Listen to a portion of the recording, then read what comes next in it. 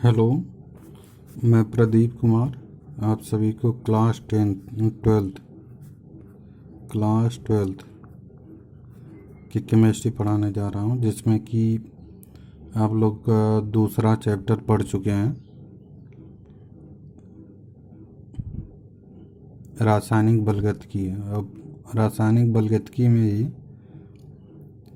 काफ़ी कुछ हेडिंग पढ़ चुके हैं, जैसे शून्य कोट की अपक्रिया, प्रथम कोट की अपक्रिया।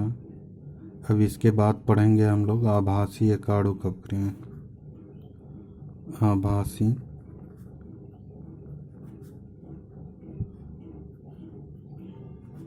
एकाणुक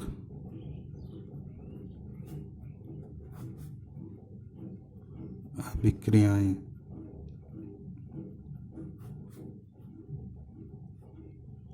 या इसको कहते हैं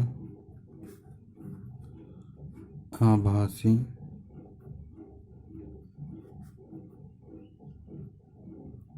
प्रथम कोट की अपक्रिया। प्रथम कोट की अपक्रिया।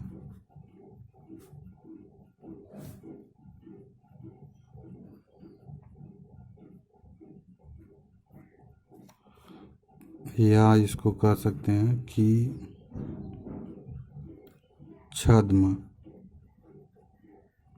छद्म अपक्रियाएं।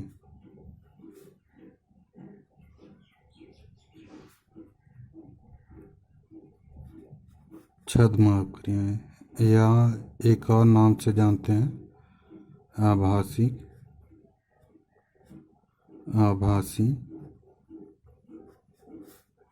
आणविक अपक्रियाएं। आणविक अपक्रियाएं।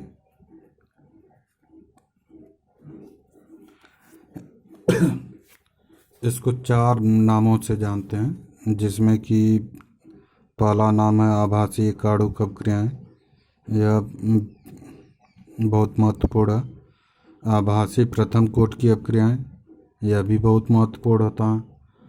छद्म अपक्रियाएं, यह नया नाम आया है जब से एनसीईआरटी आया है।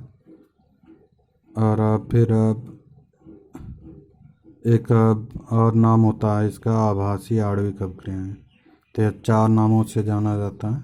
चारों नामों को ध्यान में रखना है, क्योंकि किसी भी नाम से यह पूछ सकता है।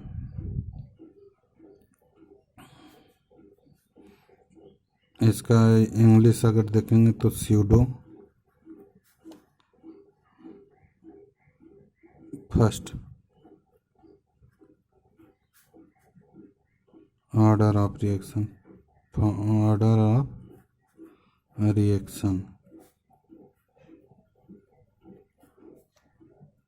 या स्यूडो रिएक्शन कह सकते हैं। स्यूडो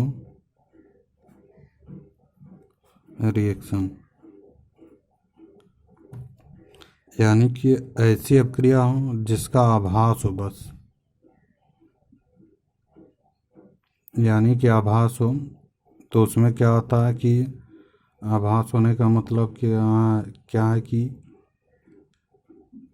ऐसी अपक्रिया हो जिसकी आणविकता 2 या 2 से अधिक हो।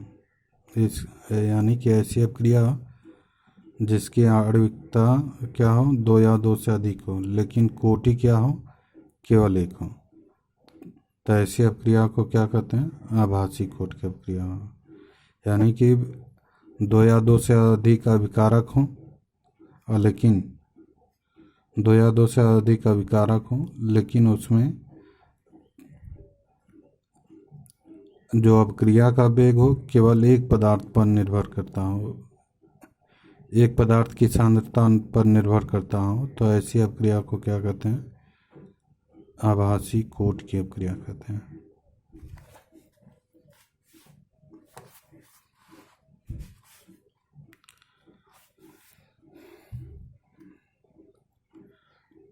और जो भी इस वीडियो को देखे कम से कम सब्सक्राइब तो कर ले। और दूसरी बात कि कोई सब लोग पढ़ना सीखो, सब लोग। तो यानी कि इसको कह सकते हैं आभासी एकाणुक अपक्रियाओं को कहते हैं ऐसी अपक्रिया जिसकी कोट क्या हो, एक हो, लेकिन आणविकता क्या हो, दो या दो से अधिक हो। तो ऐसी अपक्रिया को क्या कहते हैं, आभासी कोट की एकाणुक अपक्रिया कहते हैं। तो इसको लिख सकते हैं कि ऐसी अपक्रिया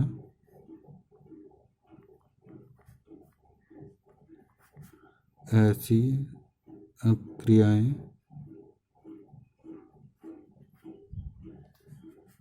ऐसी अपक्रियाएं जिसकी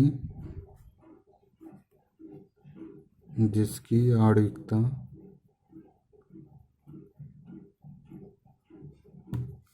जिसकी आणविकता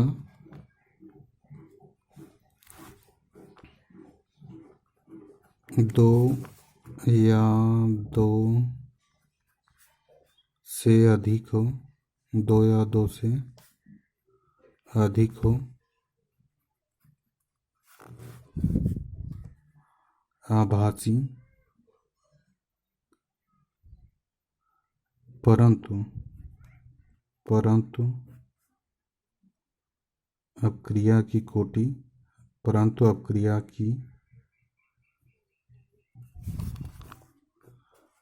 की कोटि केवल एक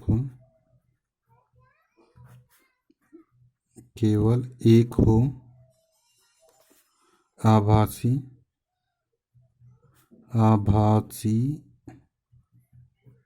एकाणुक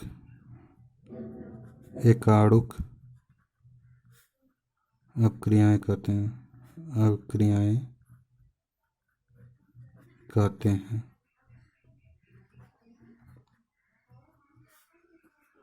इन्हें छद्म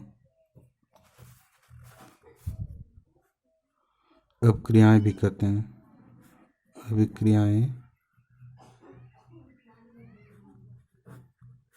भी कहते हैं।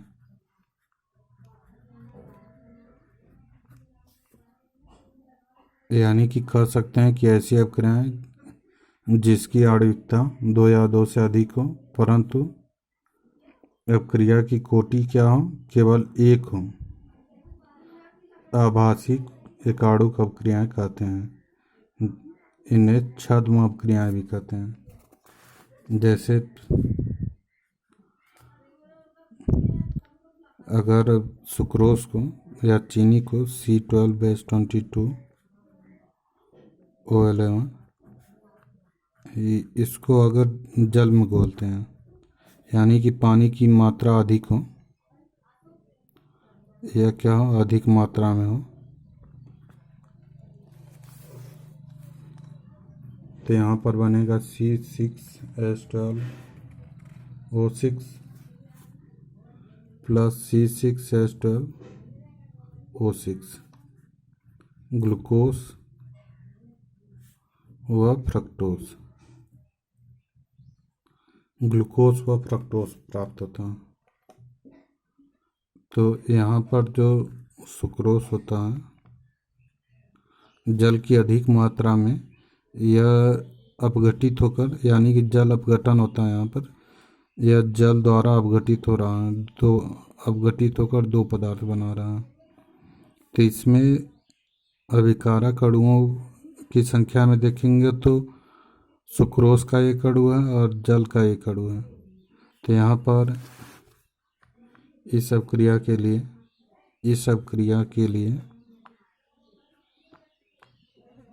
अपक्रिया की आणविकता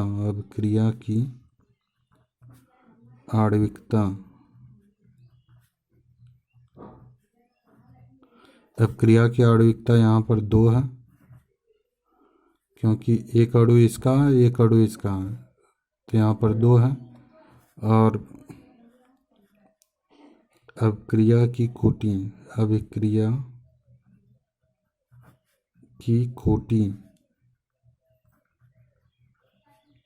यहाँ पर अपक्रिया की कोटि क्या है, एक है। तो ऐसी अपक्रिया को क्या कहते हैं, यानी कि अब क्रिया की आणविकता क्या हो, दो या दो से अधिक हो, और कोटि जब केवल एक होती है तो वहाँ पर क्या होता है, आभासी एकाणुक अपक्रिया कहते हैं। तो यहाँ पर जल की मात्रा अधिक होने के कारण जल की सांद्रता उतनी परिवर्तित नहीं हो पाती, इसलिए जो अपक्रिया का वेग होता है, अपक्रिया का वेग, जो अपक्रिया का वेग होता है वह कंसंट्रेशन ऑफ C12H22O11 की पावर 1 हो जाएगा, और H2O की सांद्रता क्या हो जाएगी, घात में 0 हो जाएगा। तो यहाँ पर दिखा रहा है कि H2O की सांद्रता परिवर्तित नहीं हो रही है, लेकिन यहाँ पे सुक्रोज की सांद्रता क्या हो रही है, परिवर्तित हो रही है। तो इन दोनों में से केवल एक की सांद्रता परिवर्तित हो रही है, इसलिए अपक्रिया का वेग जो होगा केवल सुक्रोज के अणुओं पर निर्भर करेगा, इसलिए इसकी कोटि क्या हो जाएगी, 1 हो जाएगी।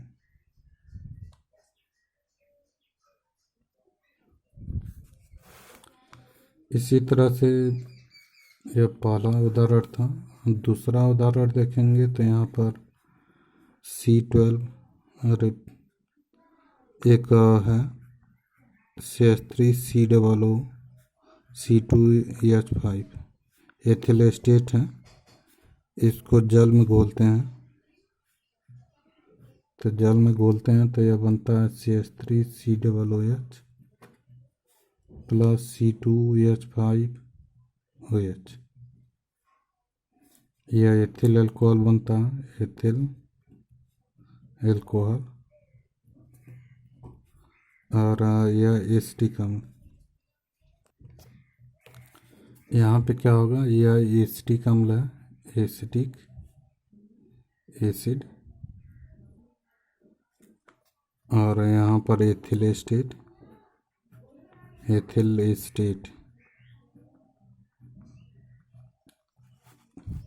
तो यहाँ पे क्या है, यहाँ पे जल द्वारा एथिल एस्टेट क्या हो रहा है, जल अपघटित हो जा रहा है, यानी कि जल द्वारा यह टूट जा रहा है। यहाँ पे H प्लस और OH माइनस बनता है, और यहाँ पर यह यहाँ से अलग हो जाएगा, तो यहाँ पर क्या होगा, H इधर आ जाएगा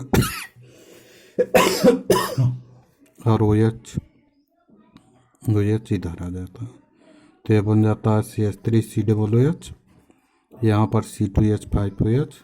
तो यहाँ पर जो जल द्वारा अपघटित हो रहा है, तो यहाँ पे जल की मात्रा क्या होगी, अधिक होगी। तो अधिक होने के कारण एथिल एस्टेट क्या होता है, दो भागों में टूट जाता है, और यहाँ पर जल की सांद्रता परिवर्तित नहीं होती, बल्कि बस एथिल एस्टेट की सांद्रता परिवर्तित होती है, इसलिए यह अपक्रिया क्या कहलाती है। तो यहाँ पर हो जाएगा अपक्रिया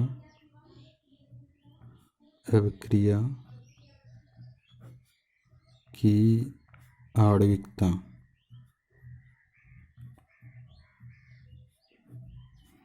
अपक्रिया की आणविकता देखेंगे तो यहाँ पर हो जाएगा 2, जैसा कि पिछले परिभाषा में पीछे पढ़ाया गया है कि अपक्रिया की आणविकता क्या होती है। यानी कि अपक्रिया की आणविकता अभिकारक अणुओं की वह संख्या नहीं, अभिकारक अणुओं की संख्या को ही क्या कहते हैं, आणविकता कहते हैं। यानी कि किसी अपक्रिया में भाग लेने वाले अभिकारक अणुओं की संख्या, यानी कि अपक्रिया में भाग लेने वाले अभिकारक अणुओं की संख्या। तो यहाँ पर संख्या में क्या है, एथिल एस्टेट का एक अणु है और जल का एक अणु है, तो यह दोनों अपक्रिया कर रहे हैं। तो यहाँ पर अपक्रिया की आणविकता क्या हो जाएगी, 2 हो जाएगी। तो अब यहाँ पर अपक्रिया की आणविकता क्या हो जाएगी, 2 हो जाएगी। और अपक्रिया की कोटि, अपक्रिया की कोटि 1 होगी। तो यहाँ पर देखेंगे तो अपक्रिया अब क्रिया का जो वेग होगा वह CH3COO C2H5 और H2O के घाते में क्या हो जाएगा, 0 हो जाएगा। यहाँ पर क्या हो जाएगा, 1 हो जाएगा। तो यहाँ पर H2O को दिखा रहा है, H2O को दिखा रहा है कि इसकी सांद्रता परिवर्तित नहीं हो रही है, लेकिन इसकी सांद्रता परिवर्तित हो रही है। तो इस यहाँ पर क्या है, घात में 1। तो इस तरह से अब क्रिया की का जो वेग होगा वह एथिल एस्टेट के सांद्रता पर निर्भर करेगा। पनिया रहेंगे में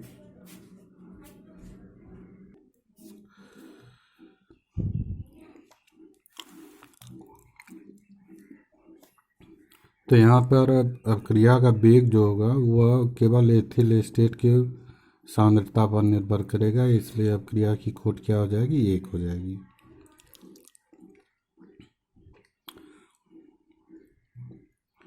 अगर वीडियो पसंद आए तो कम से कम एक सब्सक्राइब तो कीजिए।